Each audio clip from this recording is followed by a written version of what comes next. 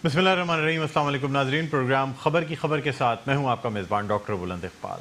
नाज़रीन, सबसे पहले बात करना चाहेंगे क्रिकेट के हवाले से और आपको ये बताना चाहेंगे कि 3 T20 की सीरीज़ के आखिरी मैच में पाकिस्तान जो है उसको शिकस्त खानी पड़ी। यानी श्रीलंका की टीम ने पाकिस्तान को जीत के लिए 148 रन्स का हदफ दिया। जवाब में पाकिस्तान की पूरी टीम 20 ओवर्स में 6 खिलाड़ियों के नुकसान पे सिर्फ 134 रन बना सकी। चुनांचे ये जो सीरीज़ थी पाक श्रीलंका T20 सीरीज़, ये 3-0 से श्रीलंका ने पाकिस्तान को क्लीन स्वीप कर दिया।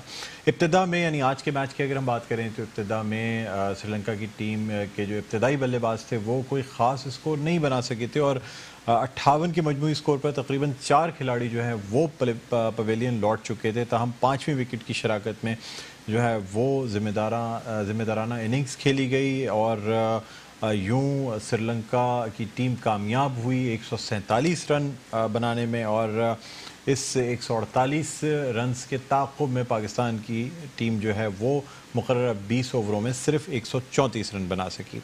इसी हवाले से हम गुफ्तगू करना चाहेंगे। हमारे साथ इस वक्त लाइन पर मौजूद हैं सीनियर एंकर पर्सन हैं, स्पोर्ट्स एनालिस्ट हैं नसीम राजपूत। अस्सलाम वालेकुम नसीम राजपूत साहब, खुशामदीद कहता हूँ प्रोग्राम खबर की खबर में। वालेकुम सलाम बुलंद भाई।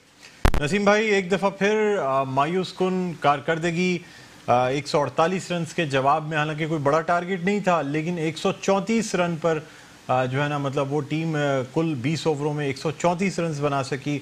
और अगर मेरे ख्याल में थोड़ी सी फाइट करते तो कोई बहुत नामुमकिन टारगेट नहीं था। क्या कहते हैं आप? देखिए, नामुमकिन टारगेट तो अगर आप देखेंगे तो तीनों मैचों में नहीं था डॉक्टर साहब। पाकिस्तान टीम पहला मैच जिस अंदाज से खेली उससे बुरा दूसरा मैच खेली और उससे बुरा तीसरा मैच खेली। इन 3 मैचों में पाकिस्तान ने नए रिकॉर्ड कायम कराए। पहले मैच में पाकिस्तान टीम 67 रन से हारी, जो श्रीलंका की पाकिस्तान के खिलाफ T20 में सबसे बड़ी फतह थी। दूसरा मैच जीतने के बाद श्रीलंका की टीम ने पहली मर्तबा पाकिस्तान को T20 सीरीज में शिकस्त दी और तीसरा मैच जीतने के बाद श्रीलंका की टीम पहली मर्तबा क्लीन स्वीप करने में कामयाब हुई किसी भी T20 सीरीज में। तो उन्होंने 3 मैच खेले और तीनों में लाजवाब कर दिया। और मैंने जैसे कहा कि हम तीनों मैच और बुरा खेलें। अब आज के मैच में अगर आप देखेंगे हमारी फील्डिंग लैप्सेस, सरफराज से स्टंप नहीं हो रहा, कैच नहीं पकड़ा जा रहा। चलो सरफराज से नहीं हो रहा, पाकिस्तान का बेहतरीन फील्डर शादाब खान वो कैच नहीं पकड़ पा रहा, उस्मान शनवारी कैच नहीं पकड़ पा रहा, बाबर आजम कैच नहीं पकड़ पा रहा, फखर कैच नहीं पकड़ पा रहा, हाथों से फील्ड छूट रही है, गेंद जो रोकने वाली है उस पर चौका जा रहा है। कहने का मकसद है, जैसे आपने बात कही कि जब आपने 58 रन पर 4 आउट कर लिए थे तो अब पाकिस्तान की बॉलिंग का तो T20 क्रिकेट में वर्ल्ड रिकॉर्ड है कि उन्होंने अपने ओपोनेंट्स को सबसे ज्यादा मर्तबा ऑल आउट किया है। और आज श्रीलंका की टीम, अगर हम बार बार बात कर रहे थे कि श्रीलंका की बी टीम आई हुई, आज तो श्रीलंका की सी टीम खेल रही थी। पिछले मैच के मुकाबले में आज उन्होंने 5 चेंजेस की थी और वो 5 चेंजेस के बाद मैदान में उतरे और फिर मैच जीत के चले गए। तो इसका मकसद है कि पाकिस्तान क्रिकेट ट्रैक पे दिखाई नहीं दे रही। हम बार बार बात कर रहे हैं कि एक तो पाकिस्तान की डोमेस्टिक क्रिकेट को आपने बिल्कुल सुखेड़ के रख दिया। दूसरा जो बहुत ही इंपॉर्टेंट फैक्टर है, ये जरूर सोचना चाहिए और पाकिस्तान क्रिकेट बोर्ड के थिंक टैंक को जरूर देखना चाहिए कि जब से टीम मैनेजमेंट चेंज हुई है उसके बाद से पाकिस्तान की कारकर्दगी का ग्राफ नीचे की जानिब जा रहा है। वकार यूनुस जैसा बॉलर बॉलिंग कोच बनकर आए और पाकिस्तान के बॉलर किसी मैच में 180 रन दे रहे हो, किसी मैच में 170 रन दे रहे हो, किसी मैच में तकरीबन 150 रन दे रहे हो। कहने का मकसद है आपकी बॉलिंग इंप्रूव करनी चाहिए थी। इससे तो अजहर महमूद की परफॉर्मेंस बहुत अच्छी थी एज ए बॉलिंग कोच। आप क्या डिलीवर कर रहे हैं या किस फ्रेम ऑफ माइंड के साथ पाकिस्तान टीम मैदान में आ रही है? जिस कप्तान का एक एतमाद हुआ करता था उसका एतमाद आपने आज चेहरा देखा सरफराज का। ऐसा लग रहा है उसने कभी जिंदगी में क्रिकेट नहीं खेली, क्लब क्रिकेट के अलावा कभी क्रिकेट ही नहीं खेली हो। वही सरफराज के जो पाकिस्तान को सीरीज जिताने का आलमी रिकॉर्ड बना चुका है, वो अपने मुल्क में अपनी कंडीशन में एक बी और सी टीम के खिलाफ एक बेबस आदमी दिखाई दे रहा था। टीम का एक एक खिलाड़ी बेबसी की शक्ल बना हुआ दिखाई दे रहा था। किस श्रीलंकन टीम के खिलाफ? इसमें क्या संगाकारा खेल रहे हैं, इसमें क्या जयवर्धने खेल रहे हैं, इसमें जयसूर्या खेल रहे हैं, मुरलीधरन खेल रहे हैं, वाघ खेल रहे हैं, डिसिल्वा खेल रहे हैं। खेल कौन रहा था? जिनके नाम कोई नहीं जानता। आप उनके खिलाफ इस तरीके की परफॉर्मेंस का मुजाहरा करके गए। पाकिस्तान क्रिकेट बोर्ड को सीरियसली सोचना पड़ेगा। आपने जो ब्लंडर्स किए हैं उसको ध्यान में लाएं। کہ آپ ایک ایسے کوچ کو لے کر آئیں کہ جس نے 1 سیکنڈ کے لیے کوچنگ نہیں کی. وہ پچھلے سال اس مارچ تک کرکٹر کی حیثیت سے کھیل رہے تھے. پھر آپ ان کو 3 سال کے لیے ہیڈ کوچ لے کے آ گئے. ایک شخص جو 3 مرتبہ ایز اے کوچنگ ڈپارٹمنٹ میں ناکام رہا, آپ اسے بالنگ کوچ دوبارہ لے کر آ گئے. اور پھر اب اللہ ہی حافظ ہے پاکستان کی کرکٹ کا. جس انداز سے پاکستان کی کرکٹ ہم اپنی کنڈیشن میں کھیلے, ہمارا جو مورال تھا وہ زمین پہ آ گیا ہے بالکل. اب پاکستان کے اگلی سیریز جو آسٹریلیا سے ہے, وہاں میں آپ کو ڈاکٹر صاحب سیریس بتا رہا ہوں, اللہ ہی حافظ ہے پاکستان کا. جو فیلڈنگ سٹینڈرڈ ہمارا ہو گیا, جو ہماری اپروچ ہو گئی ہے, جو ہماری باڈی لینگویج ہو گئی ہے, جو ہماری مینٹل اپروچ ہو گئی ہے, یہ 3-4 چیزیں ہیں جو کسی بھی ٹیم کو تگڑا بناتی ہیں گراؤنڈ میں. ہماری وہ تمام کی تمام چیزیں زمین پہ آ کے گر گئی ہیں. اب بہت ہی برا دن ہے یہ پاکستان کرکٹ کا, شاید اس کو کوئی اندازہ نہیں کر رہا ہے, لیکن سری لنکا کی بی اور سی ٹیم کے خلاف کلین سویپ اپنے ملک میں اپنے تماشائیوں کے سامنے اپنی کنڈیشن میں ہونا, پاکستان کرکٹ کا اگر اس کو سیاہ دن بھی بولے تو بیجا نہ ہوگا. One of the black day of Pakistan cricket کے جس انداز سے ہم کلین سویپ ہمیں ہوا ہے, یہ نہیں ہونا چاہیے تھا. آپ او ڈی آئی سیریز بھی اٹھا کے دیکھیں نا, سری لنکا نے کس طریقے کی فائٹ کی ہے. 28 رنز پہ آپ 5 آؤٹ کرتے ہو, وہ 150 رنز کی 180 رنز کی پارٹنرشپ کر جاتے ہیں. دوسرے میچ میں وہ آپ کو 297 بنا کے دے دیتے ہیں. کہنے کا مقصد ہے کہ آپ کی بالنگ ہے کہاں پہ, سمجھ نہیں آ رہا. جی تو آپ کیا سمجھتے ہیں نسیم بھائی, اب جو پی سی بی یعنی پاکستان کرکٹ بورڈ کی اب کیا اسٹریٹجی ہوگی؟ یعنی آج خاص طور پہ اگر ہم کپتان سرفراز احمد کی پرفارمنس کی بات کریں تو ایک دفعہ پھر وہی سیم پرفارمنس دیکھنے میں سامنے آئی ہے. مایوس کن کارکردگی, سرفراز کی کارکردگی انتہائی مایوس کن. لیکن میں یہ جاننا چاہتا ہوں, اگر سرفراز کی کارکردگی مایوس کن ہے تو پھر اچھی کارکردگی ہے کس کی؟ کوئی مجھے آپ بتا دیں ایک میچ ونر آپ کو اس میچ میں دکھائی دیا ہو. بابر اعظم آ رہے, جو آپ اس سیریز سے پہلے بابر اعظم جب سے وائس کیپٹن بنے, آپ ذرا ان کی کارکردگی اٹھا کے دیکھ لیں. 5 میچ انہوں نے کھیلے, ایک میں بھی پرفارم نہیں کیا. آپ بات کر رہے ہیں کہ کپتان چینج کریں گے. ایک میچ میں انہوں نے سینچری سکور کی تھی او ڈی آئی میں, اس کے بعد اس T20 سیریز میں وہ بری طرح ناکام رہے. کہنے کا مقصد ہے کہ بابر پہ آپ اتنا زیادہ بینک کر رہے تھے تو آپ نے غیر ضروری پریشر, اور اب بات ہو رہی ہے کہ جی سرفراز کو ایک سیریز کے لیے بنایا, ان کے بعد کوئی نیا کپتان ہوگا. آپ کی ٹیم میں 6 ایسے کھلاڑی ہیں جو اس وقت کپتانی کے خواب دیکھ رہے ہیں. آپ عماد وسیم کپتانی کے خواب دیکھ رہے ہیں, بابر اعظم کپتانی کے خواب دیکھ رہے ہیں. کئی ایسے پلیئرز ہیں کہ جن کا نام لیا جا رہا ہے, شاداب خان کپتانی کے خواب دیکھ رہے ہیں. آپ کے ان کو کپتان بنایا جا سکتا ہے, تو آپ یہاں پہ ایک کام کریں, 11 کپتانوں کی ٹیم بنا دیں. ہر کھلاڑی کو کہیں کہ جو کھیل رہا ہے وہ ٹیم کا کپتان ہے, اور تمہاری مرضی ہے تم خود اٹھا کے گیند کرنا شروع کر دو, تمہاری مرضی ہے جس نمبر پہ بیٹنگ کرنے چلے جاؤ. یعنی آپ اپنی کرکٹ کو لے کے کہاں جا رہے ہیں؟ آپ نے مینٹل اپروچ چینج کر کے رکھ دی ہے پاکستان کرکٹ کی. یہ تھنک ٹینک احسان مانی صاحب کام کیا کر رہے ہیں؟ ایک امپورٹ کر کے لے کر آئے آپ, پہلے مینیجنگ ڈائریکٹر بنایا وسیم خان صاحب کو, اس کے بعد آپ نے چیف ایگزیکٹو آفیسر بنا دیا, تمام کے تمام اختیار دے دیے. پھر ایک ایسے کوچ کو لے کر آئے جس نے 1 سیکنڈ کوچنگ نہیں کی, اس کی اتھارٹی تو دیکھیں ڈاکٹر صاحب. اور میچ کر رہے ہیں, میچ کیا کر رہے ہیں؟ میچ یہ کر رہے ہیں آپ کہ آسٹریلیا میں چیئرمین سلیکشن کمیٹی کپتان کا تقرر کرتا ہے. کیا chairman selection committee head coach بھی ہوتا ہے؟ کیا وہ جو ہے وہ ڈریسنگ روم کا مالک بھی ہوتا ہے؟ ایسا کہاں پہ ہوتا ہے؟ اب جو آپ کا جو چیئرمین سلیکشن کمیٹی ہے وہ کپتان کا تقرر کرے گا. ہر کھلاڑی ان کے پیر پکڑ کے بیٹھا ہوگا کہ جی میں مصباح الحق کے قریب ہو جاؤں اور اس کے بعد جو ہے وہ میں کپتان آ جاؤں گا. آپ کرکٹ کو لے کے کہاں جا رہے ہیں؟ میں نے لوگوں کو مسکراتے ہوئے دیکھا تھا. آج اگر آپ نے ٹیلی ویژن پہ پورا میچ دیکھا ہو, کئی مسکراہٹیں بھی دکھائی دی تھی لوگوں میں, اور باقی لوگ ہنس رہے ہوں گے کہ ہماری ٹیم کھیل کیا رہی ہے, ہماری ورلڈ نمبر 1 ٹیم کو ہوا کیا ہے. اس ٹیم کو کوئی نظر نہیں لگی ہے. کوئی یہ کہے کہ اچانک ہماری ٹیم کو کوئی نظر لگ گئی ہے, ایسا کوئی چکر نہیں ہے. آپ کے جو بلنڈرز ہیں, آپ کی جو غلطیاں ہیں, اس کا خمیازہ پوری یہ کھیل کی دیوانی قوم بھگت رہی ہے. بہت باتیں کر رہے تھے آپ, ہمارے شائقین کو کرکٹ دیکھنے کو ملے گی, ہمارے شائقین کو کرکٹ دیکھنے کو ملے گی. وہ شائقین جو میچ دیکھنے آئے ہوں گے وہ کیا بولتے ہوئے واپس گئے ہوں گے کہ یہ ہماری ٹیم کھیل رہی ہے. ہم اب ٹھیک ہے, ہم کرکٹ کو سپورٹ کرنے کے لیے آئے تھے, لیکن ایٹ دا سیم ٹائم ہماری قوم اپنی ٹیم کو جیتتا ہوا دیکھنا چاہتی ہے, اور وہ ایکسپیکٹ نہیں کر رہی کہ وہ آسٹریلیا میں کھیل رہی ہے, ساؤتھ افریقہ میں کھیل رہی ہے, نیوزی لینڈ میں کھیل رہی ہے. ایسی کنڈیشن میں نہیں کھیل رہے, ہم اپنی کنڈیشن میں کھیل رہے تھے. ایسا کچھ بھی نہیں تھا. ہم نے خراب پرفارم کیا. خراب پرفارمنس آپ دیکھیں تو صحیح, 1 سے لے کے 11 کھلاڑیوں کی خراب پرفارمنس.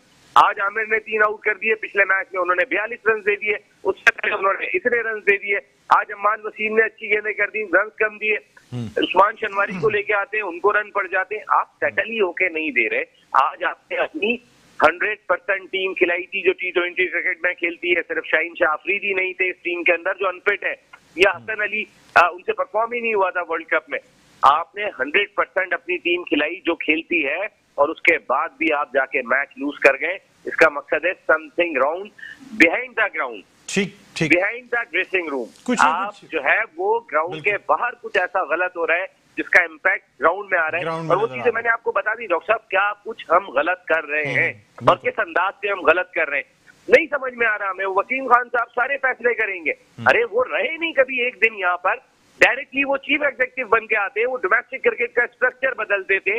وہ اس کے بعد سلیکشن کمیٹی کا کرائیٹیریا تو دیکھیں کیا سلیکشن کمیٹی کا کرائیٹیریا ہے. ایک مصباح الحق, دوسرا کوئی سلیکشن کمیٹی کا رکن ہی نہیں ہے. سلیکشن کمیٹی کے اراکین کون ہیں؟ وہ جو 6 ایسوسی ایشن کے ہیڈ کوچ ہیں. اب ہر کوچ چاہے گا کہ میری ٹیم کا کھلاڑی جو ہے وہ میں اس کی اچھی رپورٹ بنا کر دوں اور وہ جا کے پاکستان ٹیم میں کھیلے. تو ایسے چلے گی اب پاکستان کرکٹ سلیکشن کمیٹی میں. میں نے بات یہ پہلے بھی کی تھی کہ آپ ہر ایسوسی ایشن کے ساتھ جو آپ نے 6 بنائی ہیں, اگر آپ نے اتنا ہی شرنک کر دیا ایک بڑے کیلیبر کا کھلاڑی کہ جس نے کم از کم 25 ٹیسٹ کھیلے ہو یا 40 ون ڈے کھیلے ہو, اس کو آپ ایک نیوٹرل آبزرور لگائیں اور وہ آبزرور اپنی رپورٹ دے گا مصباح الحق کو. مصباح الحق نے پاکستان میں کتنے دن ہونا ہے؟ جب پاکستان ٹیم ٹور پہ ہوگی مصباح الحق ٹیم کے ساتھ ہوں گے. ایک نیوٹرل آبزرور جس کی ایک کریڈیبلٹی. ہاں جاوید میاں صاحب سندھ کی ٹیم کے ساتھ بیٹھے ہوئے دکھائی دے رہے, پیسے دے نا آپ مصباح الحق کو اتنے ہی پیسے دے رہے جتنے پیسے آپ دے رہے تھے مکی آرتھر کو. آپ یونس خان کو 15 لاکھ روپے 14 لاکھ روپے دینے کو تیار نہیں ہے. آپ مصباح الحق کو پورا پیکج 32 لاکھ کا دینے کو تیار ہے, کیونکہ مصباح الحق آپ کی ہاں میں ہاں ملانے کو تیار ہو جائیں گے. یونس خان ہاں میں ہاں ملانے کو تیار نہیں ہوں گے. آپ کرکٹ کو لے کے کہاں پر جا رہے ہیں سمجھ میں نہیں آ رہا. ایک جیسے میں نے آپ کو بات کی ڈاکٹر صاحب, یہ بہت ہی امپورٹنٹ پہلو ہے, اس کو دیکھنا چاہیے. آپ ذرا سوچیں تو صحیح, پاکستان کی تاریخ میں آج تک نہیں ہوا کہ کوئی سلیکشن کمیٹی نہ ہو, ایک چیئرمین ہو اور اس کے بعد جو 6 ایسوسی ایشن کی ٹیمیں ان کے ہیڈ کوچ ہیں وہی آپ کے چیئرمین سلیکشن کمیٹی کے اراکین ہیں. یہ کیا ہو رہا ہے؟ یہ کس انداز سے پاکستان کی کرکٹ چل رہی ہے؟ اور اب آپ دیکھیں نا, اور ان کا کرائیٹیریا کیا ہے, وہ مصباح کو رپورٹ کیسے کریں گے؟ میرے خیال میں ایک آئی اوپنر ہے یہ سیریز جو ہے نا, یعنی پاک Sri Lanka series one day اور T20 کی یہ سیریز ایک آئی اوپنر ثابت ہوگی. خاص طور پہ وزیراعظم پاکستان عمران خان کو اس پہ نوٹس لینا چاہیے. پی سی بی کو صحیح طرح سے چلانا چاہیے اور جو کچھ ڈریسنگ روم کے باہر یعنی میدان کے باہر جو کچھ ہو رہا ہے اس کا جو اثر ہمیں میدان میں نظر آ رہا ہے اب اس سے نکلنا ہوگا. ہر قسم کی سیاست سے, سازشوں سے اگر ٹیم کو پاک کیا جائے گا تب ہی پاکستانی ٹیم جو ہے وہ پرفارم کر سکتی ہے. بہرحال بہت شکریہ. نصیب راجپوت سینئر اسپورٹس اینالسٹ اور اینکر ہمارے ساتھ موجود تھے اور پاکستان کی آج کی اس مایوس کن کارکردگی پہ بات کر رہے تھے. بہرحال ناظرین, اب ہم اپنی نیکسٹ اسٹوری کی جانب بڑھنا چاہیں گے. ہم بات کرنا چاہیں گے آج مشیر برائے جیل خانہ جات اعجاز جاکرانی کی جانب سے عدالت میں درخواست دائر کی گئی. ایک درخواست دائر کی گئی ECL میں نام نکالنے کے حوالے سے, ساتھ ہی ساتھ یہ درخواست بھی دائر کی گئی کہ ان کے گھر پہ جو چھاپا مارا گیا وہ غیر قانونی تھا, یعنی جب اعجاز جاکرانی ضمانت پہ تھے تو پھر چھاپے کی کوئی ضرورت نہیں تھی. اسی حوالے سے آپ کو یہ بھی بتاتے چلیں کہ عدالت نے جو پروسیکیوٹر جنرل نیب ہیں ان کو اپنی پرسنل کیپیسٹی میں یعنی ذاتی حیثیت میں 29 اکتوبر کو طلب کر لیا ہے اور ان سے یہ بھی پوچھا گیا ہے کہ اعجاز جاکرانی کے خلاف کتنے کیسز ہیں جن میں تفتیش چل رہی ہے. یہاں عدالت میں یہ بھی بتایا گیا کہ اعجاز جاکرانی کے خلاف کراچی میں کوئی تفتیش نہیں چل رہی بلکہ سکھر میں کچھ ایسے کیسز ہیں جن کی تفتیش چل رہی ہے. اس کے علاوہ اسلام آباد میں جو جعلی اکاؤنٹ کیس ہے اس میں بھی زیر تفتیش ہیں اعجاز جاکرانی, جبکہ اعجاز جاکرانی کے وکیل کا یہ کہنا تھا کہ اسلام آباد نیب کی جانب سے یہ کہنا ہے کہ جعلی اکاؤنٹ کیس میں اعجاز جاکرانی جو ہیں وہ زیر تفتیش نہیں ہیں. بہرحال ناظرین, اسی حوالے سے ہم گفتگو کرنا چاہیں گے. ہمارے ساتھ موجود ہیں پاکستان پیپلز پارٹی کے رہنما ڈاکٹر شہاب سرکی, ہم ان سے بات کرنا چاہیں گے. السلام علیکم سرکی صاحب, آپ کو خوش آمدید کہتے ہیں پروگرام خبر کی خبر میں. وعلیکم السلام, بہت شکریہ. جی سر, بتائیے گا آج پریس کانفرنس بھی کی گئی ہے دوبارہ اور اعجاز جاکرانی صاحب جن کے گھر پہ یعنی ان کی رہائش گاہ پہ کل رات یا کل شام نیب کی ٹیم کی جانب سے ایک مشترکہ کارروائی میں جس میں رینجرز کے اہلکار بھی موجود تھے چھاپا مارا گیا تھا، اور آج عدالت میں یہ تمام چیزیں ڈسکس بھی ہوئی ہیں کیونکہ اعجاز جاکرانی جو ہیں وہ بیل پر ہیں، اور اب یہ کہا جا رہا ہے کہ ای سی ایل سے ان کا نام نکالا جائے کیونکہ علاج کی غرض سے انہیں ملک سے باہر جانا ہے. کیا کہتے ہیں آپ؟ دیکھیں، میں آپ کو ایک گزارش کر دوں، آپ نے بالکل صحیح فرمایا کہ وہ بیل پر ہیں اور انہوں نے ہائی کورٹ نے ان کو بیل دی ہوئی ہے، اور جب نیب نے یا جب بھی کوئی مسئلہ ہوا ہے کال نوٹس ملا ان کو تو وہ ہمیشہ ان کے سامنے پیش ہوتے رہے اور کورٹ میں بھی گئے، اور بالکل جب بھی ان کو بلایا جاتا ہے تو وہ تعاون کرتے ہیں. اب یہ آپ کو پتا ہے کہ اپوزیشن کے ساتھ پولیٹیکل وکٹمائزیشن ہو رہی ہے، خاص طور پر میر اعجاز خان جاکرانی نے خود جو حقائق آپ کے سامنے بتائیں کہ وہ ذاتی طور پہ جو ان کے اپوننٹ ہیں انہوں نے ان کے اوپر اپلیکیشن کی ہوئی ہیں، اور اسی بیسس پہ جو ہے وہ سارا سلسلہ چل رہا ہے. تو اس طرح تو میرے خیال میں نہیں ہونا چاہیے، بڑی زیادتی ہوئی ہے، اور خاص طور پر آپ کو پتا ہے کہ ان کے گھر کی چادر اور چار دیواری کا بھی خیال نہیں کیا گیا، اور وہ تو خود انہوں نے پریس کانفرنس کر کے کہا کہ میں ہر طرح کا تعاون کرنے کے لیے تیار ہوں. جب آدمی ہر طرح کا تعاون کرنے کے لیے تیار ہے، جو بھی آپ ان سے ڈیٹیل مانگنا چاہیں ڈیٹیل دینے کے لیے بھی تیار ہے. ایک اور آپ سے ایک سوال کرنا چاہوں گا. آج خاص طور پہ اس وقت بھی جو ہے بلاول ہاؤس میں ایک اجلاس چل رہا ہے جس میں خورشید شاہ کے حوالے سے غور کیا جا رہا ہے، اور اس کے علاوہ دھرنے میں شرکت کرنے یا نہ کرنے کے حوالے سے غور کیا جا رہا ہے. اس حوالے سے کوئی خبر دے سکیں گے آپ کے اجلاس میں کن معاملات پہ غور کیا جا رہا ہے؟ کافی طویل اجلاس ہو چکا ہے لیکن ابھی بھی جاری ہے.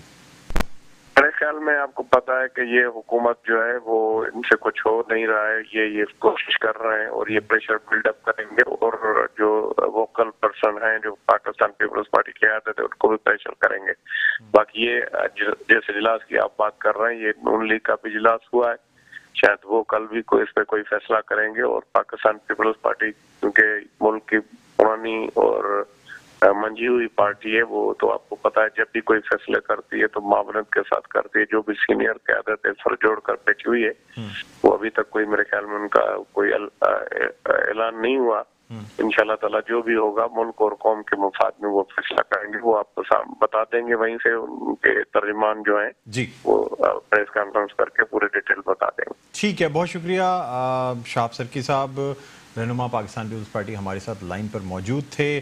اور ناظرین اب ہم بات کرنا چاہیں گے نیکسٹ اسٹوری کے حوالے سے، جو کہ ہے کہ کراچی میں ایک اعلیٰ سطح کا اجلاس ہوا جس کی صدارت چیف سیکرٹری ممتاز علی شاہ نے کی، اور اس اجلاس میں یہ کہا گیا کہ تجاوزات کا خاتمہ کیا جائے گا. خاص طور پہ آپ کو یہ بھی بتاتے چلیں کہ کمشنر کراچی افتخار شلوانی اور D G S B C A سے رپورٹ طلب کر لی گئی ہے، خاص طور پہ پارکس کے حوالے سے، اور جو نئے شادی ہال جو بنائے گئے ہیں، میگا ڈپارٹمنٹل سٹورز بنائے گئے ہیں جو کہ کراچی میں ٹریفک جام کا سبب بنتے ہیں. اس کے علاوہ جو نیشنل میوزیم ہے وہاں سے چونکہ گورنمنٹ کے دفاتر بھی ہٹا لیے گئے ہیں، تو اب کوشش یہ کی جا رہی ہے کہ تمام پارکس اور ان تمام جگہوں کو تجاوزات سے پاک کیا جا سکے. اسی حوالے سے یہ جو آج کا اجلاس تھا بہت اہم اجلاس یہ ہوا ہے، اور اس میں یہ کہا گیا ہے کہ تمام یعنی جو ایسے مقامات جہاں پہ تجاوزات قائم ہیں، خاص طور پہ شہر کے اسپتالوں سے غیر قانونی میڈیکل سٹورز جو ہیں ان کا بھی خاتمہ کیا جائے. اسی حوالے سے گفتگو کرنے کے لیے ہمارے ساتھ موجود ہیں اس وقت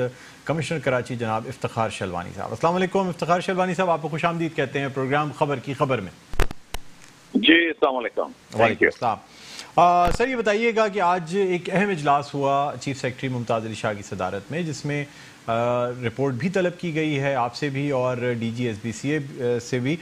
مجھے بتائیے گا کہ یہ جو تجاوزات یعنی نئے شادی ہال جو بنائے گئے ہیں یا میگا ڈپارٹمنٹل سٹورز جو بنائے گئے ہیں جو کہ قانون کی خلاف ورزی کر کے ایس بی سی اے کے رولز کے اگینسٹ مختلف بلڈنگز ایسی ہیں جن کی پارکنگ کو استعمال کرتے ہوئے یہ ڈپارٹمنٹل سٹورز بنائے گئے ہیں، آپ کیا کہتے ہیں سر اس کے حوالے سے؟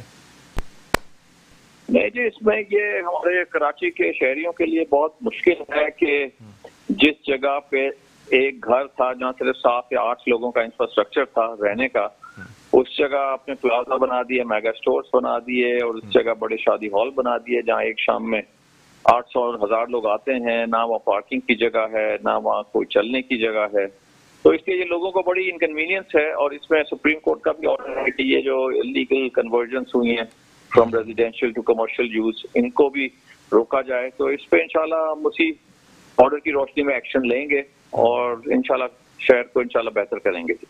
अच्छा सर, शायद आपकी इल्म में हो कि के इलेक्ट्रिक ने एक केस भी फाइल कर दिया है सिंध हाई कोर्ट में, यानी अपने जो उनके पोल मौजूद हैं उस पे से तजावुज़ात हटाने के लिए। उनका ये कहना है कि केबल और इंटरनेट की जो तारें हैं वो तजावुज़ात हैं और वो हटाने के लिए केस भी फाइल किया गया। इसी हवाले से इस इजलास में भी ये कहा गया है कि 2 महीने में केबल ऑपरेटर्स और इंटरनेट सर्विस प्रोवाइडर से बात करके ये तारें हटाई जाएंगी। तो सर क्या मतलब ये एक तरफ केस भी चलता रहेगा लेकिन ये जो पोल हैं इनमें से तारें भी हटाई जाएंगी?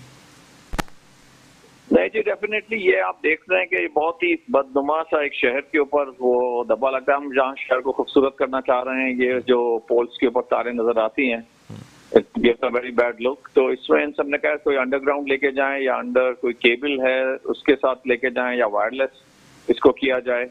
तो इसमें इनसे इस वक्त बातचीत चल रही है कि इलेक्ट्रिक केबल ऑपरेटर्स और हमारे साथ, तो इंशाल्लाह इसको जी हमें रिजॉल्व करना है कि विद इन 2 मंथ्स ये जो है कोई ना कोई इसका तरीकेकार निकालना होगा कि ये एक जो अगली लुक है ये खत्म हो। तो सर अदालत में अब केस फाइल करने के बाद भी एक मैटर सब जुडिस हो जाएगा तो उस पर अमल दरामद किया जाएगा? सब जुडिस ऑलरेडी सर एक नया केस फाइल किया है कि इलेक्ट्रिक ने केबल ऑपरेटर्स पे और इंटरनेट सर्विस प्रोवाइडर्स पे। नहीं देखिए, इलेक्ट्रिक का जी एक अपना पॉइंट ऑफ व्यू है जिसपे सपोर्ट उन्हें हासिल है और वो अगर अपना बिकॉज उनके अगर पोल्स हैं और उस पर अगर इस बिल्कुल अनऑर्गेनाइज तरीके से तारें और केबल्स जा रही हैं और वो इंसानी जान को भी खतरा हो सकता है उसमें वाशों वगैरह में, तो definitely ji it has to be organised और it has to be planned और उसमें केबल ऑपरेटर्स के साथ इंशाल्लाह मीटिंग करेंगे, इस मसले को रिजॉल्व करेंगे जी। सर एक और इम्पोर्टेंट बहुत अहम सवाल इस वक्त जन्म लेता है कि के इलेक्ट्रिक के जो पोल्स हैं सर वो उनकी अपनी ज़मीन पे नहीं है, यानी कोई भी ऐसी यानी जो भी चीज़ कायम की गई हो उसके लिए उस ज़मीन का होना बहुत ज़रूरी है। के इलेक्ट्रिक के तमाम पोल्स केएमसी की ज़मीन पे हैं, केएमसी उनसे किराया इस वक्त जो है ना वो तलब कर रही है लेकिन केएमसी को किराया भी नहीं दिया जा रहा। सर के इलेक्ट्रिक खुद बहुत सारी चीज़ों में डिफॉल्टर है। अगर हम बात करें लाइसेंस फीस की मद में जो पैसे जमा किए गए वो नहीं दिए गए, उस पर केसेस कर दिए गए। केएमसी की ज़मीन पे पोल्स लगाए गए हैं, उन पोल्स का किराया नहीं दिया जाता, वो तमाम चीज़ें मौखिर हैं। लेकिन यानी एक ऐसी चीज़ जो कि खुद के इलेक्ट्रिक ने किराए पे ली हुई हो उसके बाद फिर मजीद केसेस भी किए जा रहे हैं। तो सर ये जो केएमसी और के इलेक्ट्रिक का जो मैटर चल रहा है इसको भी हल कराने की कोशिश की जा रही है ताकि केएमसी को कुछ फंड्स मिल सकें? डेफिनेटली जी, इसमें I think this is between the legal councils of KMC and के electric to resolve this issue और आपस में ये लोग बैठे और इनको इवन हम कमिश्नर ऑफिस में दोनों को बुलाएंगे, बिठाएंगे और इस मसले को हल करेंगे इंशाल्लाह जी। अच्छा ठीक है सर, तो अब ये मतलब सर इस इजलास में जो बात हुई, थोड़ा सा इजलास की तरफ वापस आते हैं। एक लास्ट क्वेश्चन आपसे करना चाहूँगा, जो शादी हॉलों के हवाले से बात हुई और तमाम चीज़ों के हवाले से बात हुई, तो क्या इस पर कोई क्रैकडाउन किया जाएगा ऐसे शादी हॉल जो गैर कानूनी हैं या जो मॉल्स या जो ऐसी डिपार्टमेंटल स्टोर गैर कानूनी है, क्या कोई क्रैकडाउन किया जाएगा इन पे? इनको जी डेफिनेटली क्रैकडाउन, अगर ये इलीगल है और बगैर इजाजत के, बगैर टैक्स के, बगैर अपने बिल्डिंग प्लान के अप्रूवल के ये लोग अगर ऑपरेट कर रहे हैं तो definitely they will be closed and they will be demolished. Okay sir, बहुत शुक्रिया। कमिश्नर कराची इफ्तिखार शलवानी हमारे साथ लाइन पर मौजूद थे। नाज़रीन एक छोटा सा वक्फा लेना चाहेंगे, वक्फे के बाद दोबारा आपकी खिदमत में हाजिर होते हैं। कहीं ना जाइएगा, देखते रहिए प्रोग्राम खबर की खबर।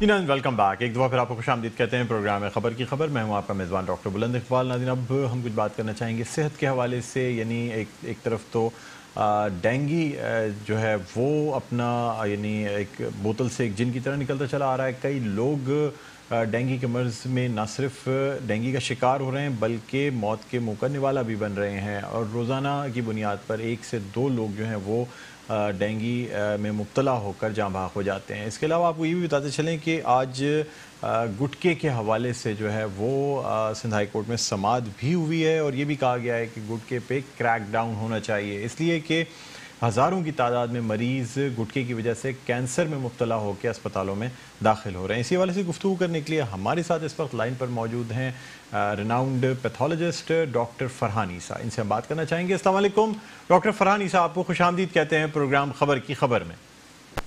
जी डॉक्टर साहब, पहले तो ये बताइएगा कि कराची में डेंगू वायरस की यलगार है और रोज़ाना की बुनियाद पे सैकड़ों लोग जो हैं वो डेंगू वायरस का शिकार हो रहे हैं। सर क्या कहते हैं आप, क्या वजह बनी है? आप चूँकि जाहिर सी बात है जो लैब में जब टेस्ट किए जाते हैं तो सबसे पहले आप लोगों को ये पता चलता है कि कौन सा शख्स डेंगू का शिकार है या एक दिन में कितने केसेस किस एरिया से रिपोर्ट हो रहे हैं। क्या कहते हैं सर, क्या वजह बनी है जो डेंगू की इतनी ज़बरदस्त किस्म की इतनी बड़ी आउटब्रेक हुई है? देखिए, बहुत ही आपने इम्पोर्टेंट चीज पूछी है। असल में इस वक्त डेंगू की सिचुएशन ऐसी है कि तकरीबन 8 दिनों में 1100-1200 केसेस तो पॉजिटिव आ चुके हैं। सेकेंडली सिचुएशन ये है कि हमारे पास बहुत सारी ऐसी लैब्स हैं या हॉस्पिटल्स हैं जो बेसिकली अभी रिपोर्ट नहीं कर रहे हैं गवर्नमेंट को भी। द रीजन इज के वो सिंध हेल्थ केयर कमीशन से रजिस्टर्ड नहीं है और वो अभी नजरों में नहीं आना चाहते। तो इसका जो नंबर है वो काफी तजावुज कर चुका है और इस वक्त बहुत ज्यादा अटेंशन की हुई जरूरत है।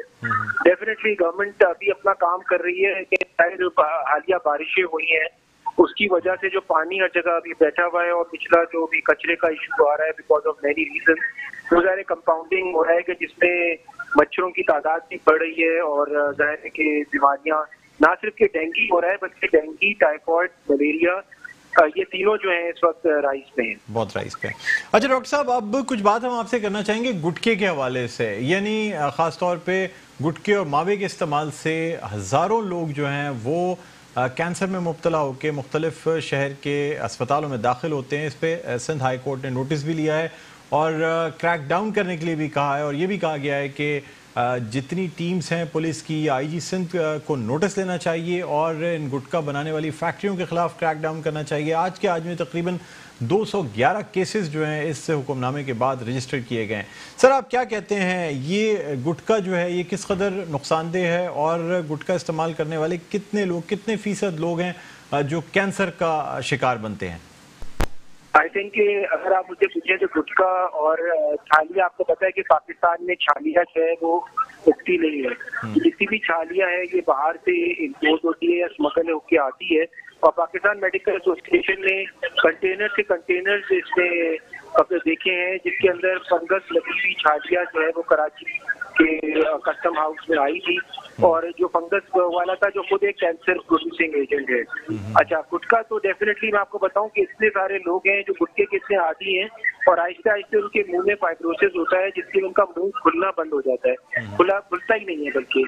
और सेकेंडली ये है कि वो कैंसर की तरफ अल्सर्स होते हैं। बल्कि मैं आपकी प्रोग्राम के तवज्जुह से ये बताना चाहूंगा कि अगर कोई भी अल्सर या छाला जो है जो एक से ज्यादा बड़ा हुआ वो है और ठीक नहीं हो रहा, उसको फौरन डॉक्टर से दिखाना चाहिए। ये बहुत इंपॉर्टेंट एक मसला है और हाई कोर्ट ने लिया है। लेकिन जहाँ तक मेरी नॉलेज है कि अब यहाँ की जो कराची की एडमिनिस्ट्रेशन है वो भी इसमें एक्टिव हो गई है हाई कोर्ट के ऑर्डर्स पे और ये काम होगा। लेकिन आई थिंक ये हेल्थ को लोगों को भी प्रायोरिटी देनी चाहिए कि ये चीजें जो है पहले ही हम लोग इतनी पोल्यूशन और बीमारियों में घिरे हुए हैं तो ये चीजें उनको खुद भी अवॉइड करनी चाहिए। हर चीज हुकूमत के ऊपर भी नहीं छोड़नी चाहिए, खुद भी थोड़ा सा जो है ना इंसान को अवेयर होना चाहिए।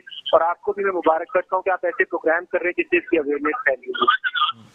तो सर ये बताइएगा कि ये गुटखे की वजह से जिन लोगों में फाइब्रोसिस हो जाती है, यानी ये जो मुंह का खुलना है ये जब कम हो जाता है तो इस पर क्या इलाज किया जाता है, ये क्या सद्देबाब होता है इसका?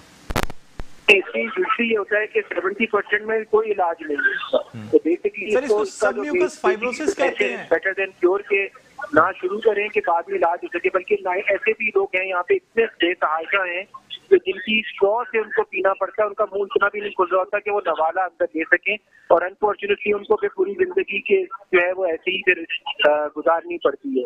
और कुछ लोगों को इतना कैंसर हो गया है कि जो बाहर की तरफ निकल रहा है। अनफॉर्चुनेटली इस वक्त जो असाई डॉक्टर है उनका भी बहुत काम आ रहा है।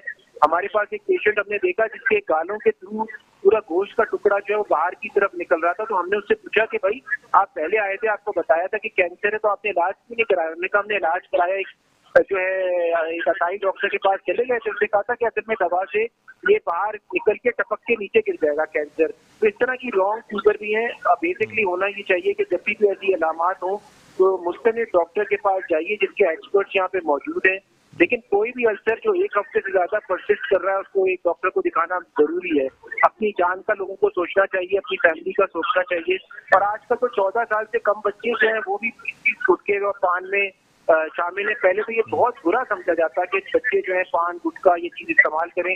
آج پیرنٹس نہ کہ صرف خود کھا رہے ہیں بلکہ اتنے چھوٹے بچوں کو بھی کھلا رہے ہیں, جو کہ میں سمجھتا ہوں پیرنٹس کے لیے کرمنل ہے. بہت شکریہ. ڈاکٹر فرحان عیسیٰ مشہور معروف پیتھولوجسٹ ہمارے ساتھ موجود تھے, جن کا یہ کہنا تھا کہ گٹکا یا ماوا استعمال کرنے کی وجہ سے پہلے لوگوں میں سب میوکس فائبروسس ہوتی ہے اور اس کے بعد پھر منہ کا کھلنا کم ہو جاتا ہے اور آہستہ آہستہ یہی چیز کینسر میں تبدیل ہو جاتی ہے. اس لیے ایسے وہ تمام لوگ جن کے منہ میں اگر کوئی چھالا ہو جسے ہم ماؤتھ السر کہتے ہیں اور وہ ایک ہفتے سے زیادہ یا 10 دن سے زیادہ اس کو ہو جائے اور وہ مندمل نہ ہو رہا ہو, یعنی وہ ہیل نہ ہو رہا ہو, تو پھر ایسے لوگوں کو فوری طور پہ ڈاکٹر سے رجوع کرنا چاہیے, کیونکہ کینسر اگر ابتدائی اسٹیج پر ہو تو اس کا علاج بھی آسان ہوتا ہے اور اس کی پروگنوسس بھی اچھی ہوتی ہے, اس میں لائف ایکسپیکٹنسی بھی زیادہ ہے.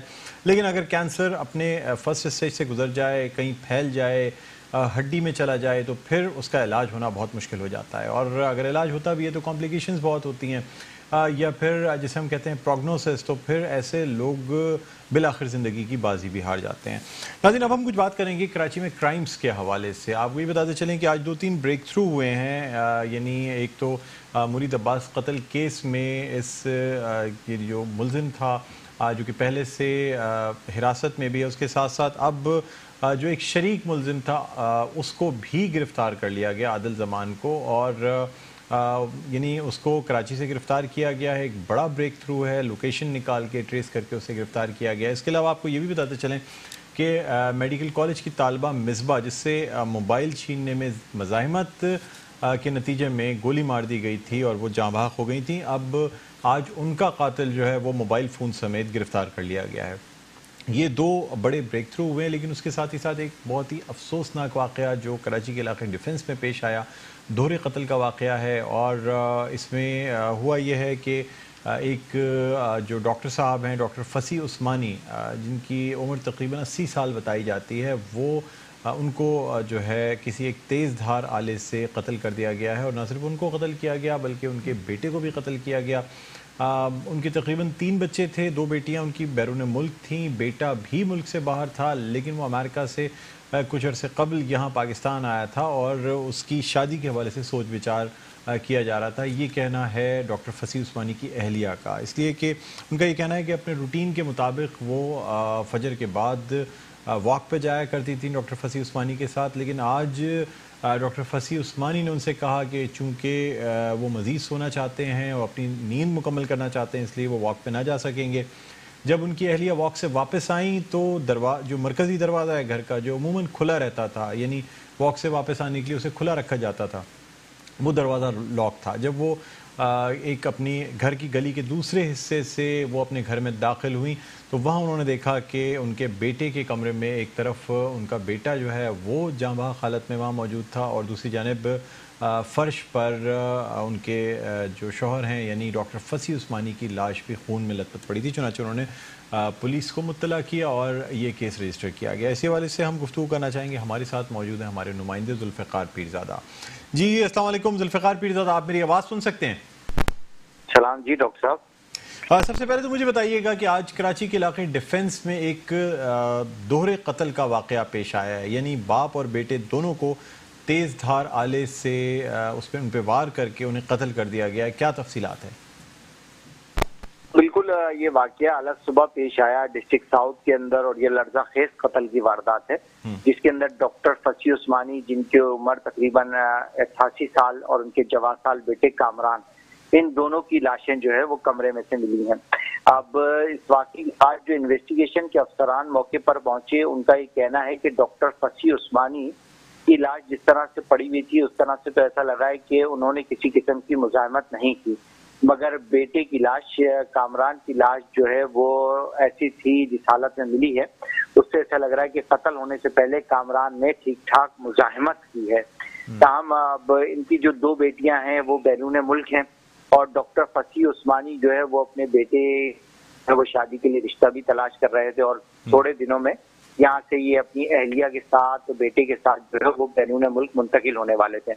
اب اس تمام کیس کے اندر جو انویسٹیگیشن ہے طارق رزاق دھاری جو ان کا یہ کہنا ہے کہ اس کے اندر کوئی نہ کوئی گھر کے اندر کا بندہ کوئی نہ کوئی جان پہچان والے شخص ملوث ہے، کیونکہ روزانہ کی بنیاد پر ڈاکٹر فصیح عثمانی اپنی اہلیہ کے ساتھ بعد نماز فجر واک پر جایا کرتے تھے، مگر آج صبح ان کا واک پر نہ جانا اور پھر اس کے بعد جو ہے وہ گھر کے دروازوں کا اس طرح سے بند ہونا کہ بآسانی کھل جانا، یہ تمام باتیں شکوک و شبہات کو جنم دے رہی ہیں۔ پولیس کی جو انویسٹیگیشن ٹیم ہے، فارنسک ایکسپرٹس ہیں، انہوں نے کچھ ایسی شہادتیں تو جمع کی ہیں، مگر ان کا یہ کہنا ہے کہ اس کے اندر تمام شہادتوں کا جو رپورٹ ہے لیبارٹری تجزیہ سامنے آنے کے بعد جو ہے وہ یہ کیس بہت جلد کھل جائے گا اور اس کے اندر یقیناً جو کوئی قریبی عنصر جو ملوث ہے وہ گرفتار کر لیا جائے گا۔ جی، تو ابھی تک کوئی گرفتاری عمل میں نہیں لائی گئی ہے شک کی بنیاد پر اس کیس کے حوالے سے، یعنی گھر میں کام کرنے والے یا ایسے لوگ جن پہ کوئی شک کیا جاتا؟ دیکھیے ڈاکٹر صاحب، ابھی جو ہے نا اس بات میں میری یہی بات ہوئی ایس ایس پی انویسٹیگیشن سے اور دیگر جو تفتیشی افسران ہیں ان سے، ان کا یہ کہنا ہے کہ اگر ہم قیاس آرائیوں پر گفتگو کریں گے تو کیس جو ہے وہ خراب ہو جائے گا، کیونکہ ایک ڈاکٹر کے ساتھ ساتھ اس کے جوان بیٹے کا مرڈر ہے اور ایسے علاقے کے اندر مرڈر ہے جو کہ انتہائی حساس علاقہ ہے۔ مرڈر کرنے والے جو بھی عناصر ہیں، چاہے ایک ملزم ہو، کیونکہ مقدمہ اس کا درج ہوا ہے مقتول ڈاکٹر فصیح عثمانی کی اہلیہ کی مدیت میں۔ اب اس کے اندر تمام چیزوں کو جو ہے وہ دیکھا جا رہا ہے اور ایک ملزم ہے یا کئی ملزم ہے، اس بارے میں جو ہے نا وہ کہنا قبل از وقت ہوگا۔ گھر کا کوئی ملازم ملوث ہے یا گھر کا کوئی ساتھ رہنے والا شخص، یہ تمام چیزیں جو ہے وہ فارنسک ایویڈنس کے بعد جو ہے وہ سامنے آئیں گی۔ اچھا، دونوں لاشوں کا پوسٹ مارٹم کیا گیا ہے؟ کوئی ابتدائی رپورٹ اس میں سامنے آئی ہے پوسٹ مارٹم یا نہیں کیا گیا ہے؟ پوسٹ مارٹم تو ہوا ہے، جو میڈیکو لیگل افسران ہیں، سینئر میڈیکو لیگل افسر، ان کا یہ کہنا ہے کہ ان دونوں باپ بیٹوں کو جو ہے وہ تیز دھار آلے کے وار سے قتل کیا گیا ہے، مگر یہ ضرور میڈیکو لیگل کی ہی بنیاد پر طارق رزاق دھاریجو نے یہ بات کہی ہے کہ قتل ہونے سے پہلے جو ہے وہ کامران نے مزاحمت کی، جس کی وجہ سے اس کے جسم کے اوپر مزاحمت کے نشانات واضح ہیں۔ ٹھیک ہے۔ اچھا ذوالفقار پیرزادہ، آپ سے ہم مرید عباس قتل کیس کے حوالے سے بھی بات کرنا چاہیں گے اور آپ سے جاننا چاہیں گے کہ اس کیس میں جو شریک ملزم جو کہ مین اکیوز تھا، اس کے ساتھ ساتھ جو جو شخص موجود تھا عادل زمان، اس کو بھی گرفتار کر لیا گیا ہے، کیا تفصیلات ہیں آپ کے پاس؟ ڈاکٹر صاحب، یہ انویسٹیگیشن پولیس کی مرید عباس قتل کیس کے اندر یہ ایک اور کامیابی قرار دیا جا رہا ہے۔ اس کیس کے اندر دیکھیے عاطف زمان جو مرکزی ملزم جس نے قتل کر کے مرید عباس کو قتل کیا، اس کے بعد اس کے دیگر لوگ ساتھی دوستوں کو قتل کیا، عاطف زمان تو گرفتار تھا، مگر عاطف زمان نے جو اسلحہ استعمال کیا تھا اس واردات کے اندر وہ اس کے بھائی عادل کا تھا۔ تو اب عادل جو ہے وہ اس قتل کے بعد سے موقع سے فرار بھی ہو گیا تھا۔ بعد میں کچھ لوگوں کو دھمکی آمیز کالز کے اس کے میسیجز ملے تھے، جس کے بعد انویسٹیگیشن ٹیمیں مسلسل اس کے اوپر کام کر رہی تھی اور آج یہ ان کو کامیابی ملی کہ عاطف زمان کے بھائی عادل زمان کو گرفتار کیا۔ اس کے اوپر انویسٹیگیشن افسران جو کہ اس کیس کے اوپر کام کر رہے ہیں، ان کا یہ کہنا ہے کہ قتل میں جو پستول فائرنگ میں برآمد ہوا ہے، جس سے مرید عباس کو قتل کیا گیا، ان کے دوستوں کو قتل کیا گیا، فائرنگ کی گئی، وہ اس پستول کا لائسنس جو ہے وہ عادل زمان کے نام ہے۔ اور ساتھ ساتھ عادل زمان نے اپنا اعترافی بیان یہ دیا ہے کہ عاطف نے جو ہے وہ ڈرانے اور دھمکانے کے لیے ان مرید عباس کو اور دیگر جو انویسٹر تھے ان کو بلایا تھا، پھر اس نے فائرنگ کی اور جس کے نتیجے میں مرید عباس قتل ہوا۔ تو یہ جو عاطف زمان گرفتار ہے، اس کیس کے اندر عادل زمان کی گرفتاری کافی اہم ہے اور اس کا جو یہ اعترافی بیان ہے اس کی وجہ سے اس کو سزا دلانے میں تفتیشی حکام کا کہنا ہے کہ کافی اہم ترین یہ کامیابی ثابت ہوئی ہے۔ جی اچھا، آپ یہ بھی بتا دیجیے گا کہ میڈیکل کالج کی طالبہ مصباح کے قاتل کو بھی گرفتار کر لیا گیا ہے اور باقاعدہ اس موبائل فون کے ساتھ گرفتار کیا گیا ہے جو کہ چھیننے پر جو مزاحمت کی گئی تھی، اس کے جواب میں مصباح کو قتل کر دیا گیا تھا۔ دیکھیے ڈاکٹر، یہ بالکل یہ کراچی میں ایک افسوسناک صورتحال ہے اس وقت کہ شیٹ کرائم کا جن بے قابو ہے۔ اس کے اندر یقیناً اس سے پہلے نہ صرف ڈاکٹر مصباح کا قتل ہوا بلکہ کئی اہم اور قیمتی جانیں ضائع ہوئی، مگر ڈاکٹر مصباح کے قتل کے بعد جو ہے وہ کئی اہم ترین جس کے اندر ہم بولیں ادارے جو ہے وہ سرگرم تھے اور اس کامیابی کے اندر ان اداروں نے جو ہے وہ لوکیٹر کا استعمال کیا ہے، کیونکہ ڈاکٹر مصباح کا جو موبائل فون چھینا گیا تھا اس کی نشاندہی ہم جیسے کہ ہم 2 روز قبل بھی ہم نے ناظرین کو یہ بتایا تھا کہ اس کے لوکیٹر کی مدد سے جو ہے وہ ملزمان کو گرفتار کیا گیا. تو اس کی جو لوکیشن تھی وہ آخری لوکیشن افغان بستی سوراب بوٹ کی آئی تھی. افغان بستی کے حوالے سے ہم اپنے ناظرین کو آگاہ کر دیں کہ یہ وہ ایریا ہے جو کہ ابھی بھی پولیس کے لیے نو گو ایریا ہے اور جرائم پیشہ افراد کی آماجگاہ ہے، جہاں پر نہ صرف اسلحہ بلکہ منشیات اور تمام غیر قانونی کاروبار بڑے غیر کسی روک ٹوک کے جاری ہیں. تو جب یہ لوکیشن وہاں کی آئی تو اس کے بعد پولیس نے اور دیگر اداروں نے ساتھ مل کر وہاں پر جال بچھایا ہے اور یہ جو ملزم ہے اس کو اس لوکیٹر کی مدد سے جو ہے وہ گرفتار کیا گیا. نہ صرف اس کو گرفتار کیا گیا، اس ملزم نبی کے قبضے سے جو ہے وہ مقتولہ ڈاکٹر مصباح کا موبائل فون بھی برآمد ہو گیا ہے اور اس کے ساتھ ساتھ اس کا جو دوسرا ساتھی اس کے ساتھ تھا جو کہ افغانی ہے اس کی تلاش بھی جاری ہے، مگر اس کے بارے میں بتایا جا رہا ہے کہ اب بھی وہ اس ٹائم افغان بستی یا کراچی میں موجود نہیں ہے، مگر پھر بھی دیگر ادارے جو اس کی تلاش میں سرگرم ہیں. جی ٹھیک ہے، بہت شکریہ ذوالفقار پیرزادہ. ہمارے نمائندے ہمارے ساتھ لائن پر موجود تھے جنہوں نے ان تمام جرائم کے حوالے سے ہمیں آگاہ کیا. ناظرین اب ہمارے پروگرام کا وقت اپنے اختتام پر پہنچتا ہے. مجھے بلند اقبال کو اجازت دیجیے. اپنا بہت خیال رکھیے گا. اللہ حافظ.